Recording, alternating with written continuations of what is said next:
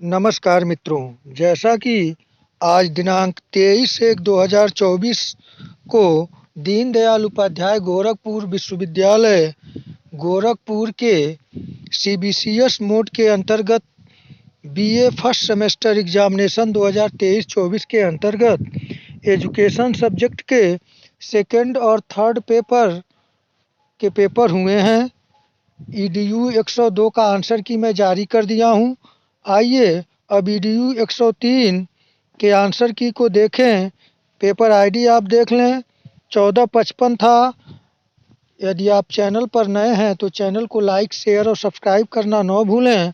तो आइए हम देखें एजुकेशन थर्ड पेपर BA प्रथम सेमेस्टर का पेपर आईडी 1455 है। आइए इसके आंसर पर विचार करें। इससे पहले मैं फर्स्ट जो आपका सेकंड पेपर हुआ है EDU 102 उसका आंसर की जारी कर दिया हूँ और आप उसे भी देख सकते हैं। तो पहला प्रश्न आप लोगों से पूछा गया था कि भारतीय मॉन्टेसरी के नाम से किसे जाना जाता है। तो इस प्रश्न का सही आंसर होगा ऑप्शन बी, गिज्जू भाई बधेका को। प्रश्न संख्या दूसरा पूछा गया था, निम्नलिखित में से कौन मॉन्टेसरी उपागम है। तो इस प्रश्न का सही आंसर होगा ऑप्शन डी, उपरोक्त सभी।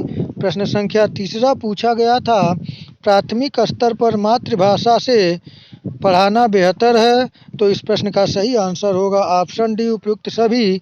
यह बच्चों में आत्मविश्वास विकसित करता है, यह सीखना सरल करता है, यह बौद्धिक विकास में सहायक है। तो यहाँ पे जो आंसर होगा डी होगा, उपयुक्त सभी। चौथा प्रश्न जो पूछा गया था वह पूछा गया था, शिक्षा की किंडरगार्टन प्रणाली के जन्मदाता थे। तो इस प्रश्न का सही आंसर है ऑप्शन सी, फ्रावेल द्वारा। प्रश्न संख्या 5 पूछा गया था आप लोगों से कि NCERT का पूरा नाम क्या है। तो इस प्रश्न का सही आंसर होगा option B, National Council of Educational Research and Training. आइए अगले प्रश्न को देखें। प्रश्न संख्या 6 पूछा गया था, NCERT स्थापित हुई थी। तो इस प्रश्न का सही आंसर है ऑप्शन सी, 1961 में। प्रश्न संख्या 7 पूछा गया था, शिक्षा का उद्देश्य क्या नहीं होना चाहिए। तो इस प्रश्न का शिक्षा का उद्देश्य क्या नहीं होना चाहिए। तो इस प्रश्न का सही आंसर होगा ऑप्शन सी, परीक्षा के लिए विद्यार्थियों को तैयार करना। आइए अगले प्रश्न को देखें। प्रश्न संख्या 8 पूछा गया था, प्री प्राइमरी शिक्षा के लिए उपयुक्त आयु है। तो इस प्रश्न का सही आंसर होगा ऑप्शन ए, 3 से 6 साल। अगले प्रश्न को देखें। 9 नंबर प्रश्न है, मॉन्टेसरी के संस्थापक कौन हैं। तो इस प्रश्न का सही आंसर जो सही आंसर होगा वह होगा ऑप्शन ए, मारिया मॉन्टेसरी। प्रश्न संख्या 10 पूछा गया था, निम्नलिखित में से कौन सी प्राइमरी विद्यालय का प्रकार है। तो इस प्रश्न का सही आंसर होगा ऑप्शन डी, उपरोक्त सभी। प्रश्न संख्या 11 पूछा गया था, प्री स्कूल के लिए मध्याह्न भोजन कार्यक्रम इस उद्देश्य से शुरू किया गया था। तो इस प्रश्न का सही आंसर होगा ऑप्शन डी, उपयुक्त में से कोई नहीं, क्योंकि प्री स्कूल के लिए मध्याह्न भोजन कार्यक्रम का उद्देश्य शुरू किया गया था जो कि गरीब और पिछड़े वर्ग के बच्चे जो जिनका कि खाने के लिए भी उनका व्यवस्था नहीं है तो उनका नामांकन हो सके। तो ऑप्शन में है नहीं, तो यहाँ पे डी ऑप्शन सही हो सके। अगला प्रश्न दिया गया है, 12 नंबर पूछा गया था कि 6 से 14 वर्ष की आयु के बच्चों के लिए मुफ्त और अनिवार्य शिक्षा का अधिकार भारतीय संविधान में शामिल किया गया। तो इस प्रश्न का सही आंसर ऑप्शन है, अनुच्छेद 21A के अंतर्गत। प्रश्न संख्या 13 पूछा गया था, किस वर्ष इग्नू की स्थापना हुआ था। तो इस प्रश्न का सही आंसर है ऑप्शन बी, 1985 ईस्वी में। प्रश्न संख्या 14 पूछा गया था, प्राथमिक शिक्षा के सार्वभौमिकरण का अर्थ है। तो इस प्रश्न का सही आंसर जो होगा वह होगा ऑप्शन बी, 6 से 14 साल आयु के बच्चों को मुफ्त एवं अनिवार्य शिक्षा प्रदान करना। प्रश्न संख्या 15 पूछा गया था, यूनेस्को का मुख्यालय किस देश में है। तो इस प्रश्न का सही आंसर है ऑप्शन है USA में। प्रश्न संख्या 16 पूछा गया था ड्रॉप आउट की सबसे अधिक संख्या कहाँ देखी गई जाती है? तो इस प्रश्न का सही आंसर है ऑप्शन बी माध्यमिक शिक्षा। प्रश्न संख्या 17 पूछा गया था भारत का कौन सा राज्य प्राथमिक शिक्षा पर सबसे अधिक खर्च करता है? तो इस प्रश्न का सही आंसर ऑप्शन बी केरल। प्रश्न संख्या 18 पूछा गया था उच्च शिक्षा में चुनाव आधारित क्रेडिट प्रणाली का सुझाव किस कमेटी आयोग ने दिया था? तो इस प्रश्न का सही आंसर होगा ऑप्शन सी। आइए अगले प्रश्न को देखें। प्रश्न संख्या आपसे 19 नंबर पूछा गया था निम्नलिखित में से कौन सा यूजीसी की जिम्मेदारी नहीं है? तो इस प्रश्न का जो सही आंसर है वह होगा आपका, आइए देखते हैं हम लोग, यहाँ पे कुछ टेक्निकल फॉल्ट आया है, देखते हैं। आइए शुरू इसको हो गया कि 19 नंबर प्रश्न था निम्नलिखित में से कौन सा यूजीसी की जिम्मेदारी नहीं है? तो इस प्रश्न का सही आंसर होगा ऑप्शन बी उच्च शिक्षा संस्थान के परिसर में अनुशासन बनाए रखना। आइए अगले प्रश्न को देखें। प्रश्न संख्या 20 पूछा गया था विश्वविद्यालय अनुदान आयोग के बारे में निम्नलिखित में से कौन सा कथन सही नहीं है? तो इस प्रश्न का जो सही आंसर होगा वह होगा ऑप्शन डी यह राज्य विश्वविद्यालयों के संबंध में राज्य सरकारों से धन प्राप्त करता है। तो डी ऑप्शन उसका कार्य नहीं है यहाँ पे होगा। आइए अगले प्रश्न को देखें।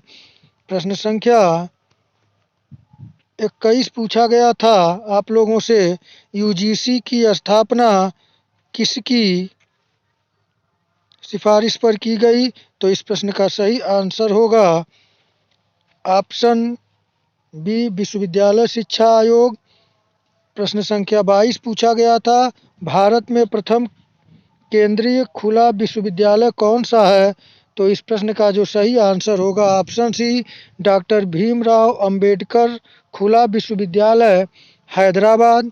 आइए अगले प्रश्न को देखें। प्रश्न संख्या 23 पूछा गया था दीनदयाल उपाध्याय गोरखपुर विश्वविद्यालय है तो गोरखपुर विश्वविद्यालय राज्य विश्वविद्यालय है, ऑप्शन यहाँ पर बी सही होगा। आइए अगले प्रश्न को देखें। प्रश्न संख्या 24 पूछा गया था भारत की राष्ट्रीय शिक्षा नीति 2020 में प्रस्ताव है। तो इस प्रश्न का सही आंसर है ऑप्शन ए विद्यालय पाठ्यक्रम के लिए 533+4 प्रारूप शुरू करना। प्रश्न संख्या 25 पूछा गया था आप लोगों से कि ग्रामीण क्षेत्रों में लड़कियों की माध्यमिक शिक्षा जारी रखने में निम्नलिखित में से कौन सी कठिनाई उत्पन्न होती है? तो इस प्रश्न का जो सही आंसर होगा वह होगा ऑप्शन डी उपयुक्त सभी। आइए अगले प्रश्न को देखें। प्रश्न संख्या 26 पूछा गया था बुनियादी शिक्षा के जनक किसे कहा जाता है? तो इस प्रश्न का सही आंसर होगा ऑप्शन सी महात्मा गांधी। प्रश्न संख्या 27 पूछा गया था आप लोगों से, देखिए प्रश्न संख्या 27 पूछा गया था कि बुनियादी शिक्षा का मूल सिद्धांत है। तो इस प्रश्न का सही आंसर होगा ऑप्शन डी उपयुक्त सभी। आइए अगले प्रश्न को देखें। प्रश्न संख्या 28 पूछा गया था राज्य विश्वविद्यालयों के मामले में कुलाधिपति चांसलर होता है। तो इस प्रश्न का सही आंसर है ऑप्शन सी राज्य के राज्यपाल। प्रश्न संख्या 29 पूछा गया था उच्च शिक्षा का तात्पर्य है। तो इस प्रश्न का सही आंसर होगा ऑप्शन बी विश्वविद्यालय। प्रश्न संख्या 30 पूछा गया था मुक्त विश्वविद्यालय किसके द्वारा वित्त पोषित किया जाता है? तो इस प्रश्न का सही आंसर है ऑप्शन ए मानव संसाधन एवं विकास मंत्रालय के द्वारा। प्रश्न संख्या 31 पूछा गया था भारत में उच्च शिक्षा का कार्यक्षेत्र है। तो इस प्रश्न का सही आंसर जो होगा यह होगा ऑप्शन ए यूजीसी। प्रश्न संख्या 32 पूछा गया था NEP 2020 के अनुसार ECCE का पूरा नाम क्या है? तो इस प्रश्न का सही आंसर है option D early childhood care and education. प्रश्न संख्या 33 पूछा गया था NEP 2020 मसौदा समिति के अध्यक्ष कौन थे? तो इस प्रश्न का सही आंसर होगा ऑप्शन ए DK कस्तूरीरंगन। प्रश्न संख्या 34 पूछा गया था केंद्रीय मंत्रिमंडल ने नई राष्ट्रीय शिक्षा नीति 2020 को कब लागू किया डी। इस प्रश्न का सही आंसर ऑप्शन बी 29 जुलाई 2020। प्रश्न संख्या 35 पूछा गया था। एनसीईआरटी के लोगो में 3 आपस में जुड़े हंस 3 महत्वपूर्ण पहलुओं को दर्शाता है, जिसके आधार पर एनसीईआरटी कार्य करता है। निम्नलिखित में से कौन सा एनसीईआरटी का एक पहलू नहीं है? तो इस प्रश्न का सही आंसर ऑप्शन ए है भर्ती। प्रश्न संख्या 36 पूछा गया था। एनआईओएस को पहले किस नाम से जानते थे? तो इस प्रश्न का सही आंसर है option A national open school. प्रश्न संख्या 37 पूछा गया था। एनआईओएस का पूरा नाम है? तो इस प्रश्न का सही answer option A national institute of open schooling. प्रश्न संख्या 38 पूछा गया था। माध्यमिक शिक्षा आयोग का अन्य किस नाम से जाना जाता है? तो ऑप्शन ए मुदालियर कमीशन। प्रश्न संख्या 39 पूछा गया था। किसके सुझाव पर डाइट की स्थापना की गई थी? तो इस प्रश्न का सही आंसर होगा ऑप्शन ए राष्ट्रीय शिक्षा नीति 1986। प्रश्न संख्या 40 पूछा गया था। एनसीईआरटी का पूर्व नाम क्या था? तो इस एससीईआरटी का पूरा नाम क्या था? तो इस प्रश्न पूरा नाम क्या था? तो इस प्रश्न का जो सही आंसर होगा वह होगा, आपका यहाँ पे थोड़ा डाउट चल रहा है, वैसे मैं सी के साथ जाऊँगा। आइए अगले प्रश्न को देखें। प्रश्न संख्या 41 पूछा गया था। एनसीईआरटी का पूरा नाम क्या है?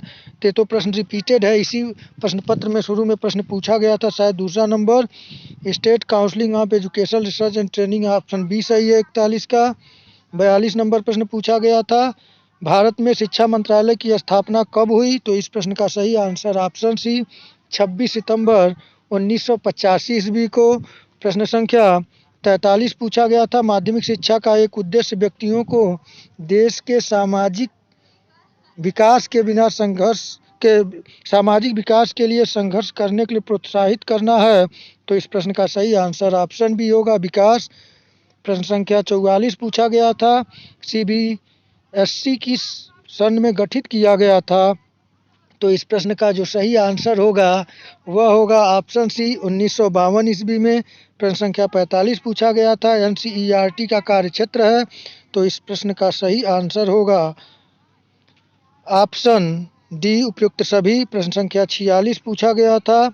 निम्नलिखित में से कौन सा यूजीसी का वैधानिक कार्य है? तो इस प्रश्न का 46 नंबर का सही आंसर होगा आपका ऑप्शन सी विश्वविद्यालयों में शिक्षण और शोध के मानकों को निर्धारित करना और बनाए रखना। आइए अगले प्रश्न को देखें। प्रश्न संख्या 47 पूछा गया था। एनआईओएस के रेडियो प्लेटफॉर्म का नाम क्या है? तो इस प्रश्न का सही आंसर है ऑप्शन ए मुक्ता विद्यावाणी एवं कम्युनिटी रेडियो। प्रश्न संख्या 48 पूछा गया था। भारत के विश्व गुरु के बारे में एनईपी 2020 के दृष्टिकोण का निम्नलिखित कथनों में से कौन सा कथन सही नहीं है? तो इस प्रश्न का जो सही आंसर होगा वह होगा ऑप्शन यहाँ पे सी होगा। इसका लक्ष्य भारत में विदेशी निवेश के लिए और अधिक आकर्षण गंतव्य बनाना। तो यहाँ पे सी होगा। आइए अगले प्रश्न को देखें। प्रश्न संख्या 49 पूछा गया था। वर्तमान में भारत में कुल कितने केंद्रीय विश्वविद्यालय हैं? तो इस प्रश्न का सही आंसर है ऑप्शन बी 54। अंतिम और 50 नंबर प्रश्न पूछा गया था। एरिक ERIC निम्नलिखित में से किस संगठन की एक इकाई है? तो इस प्रश्न का जो सही आंसर होगा वह होगा ऑप्शन सी NCERT। तो इस प्रकार मित्रों मैं EDU 103 के आंसर की पर विचार किए मैं 100% सही आंसर की देने का प्रयास किया हूँ। यदि इसमें 1-2 प्रश्नों में त्रुटियाँ हों तो आप लोग उसे मानवीय भूल समझकर क्षमा करिएगा और कमेंट के माध्यम से उस प्रश्न का आंसर आप दीजिएगा, वो मुझे स्वीकार होगा। आप लोग चैनल को लाइक शेयर और सब्सक्राइब के माध्यम से अपना सहयोग और स्नेह देते रहें। तो मित्रों इतना ही। नमस्कार।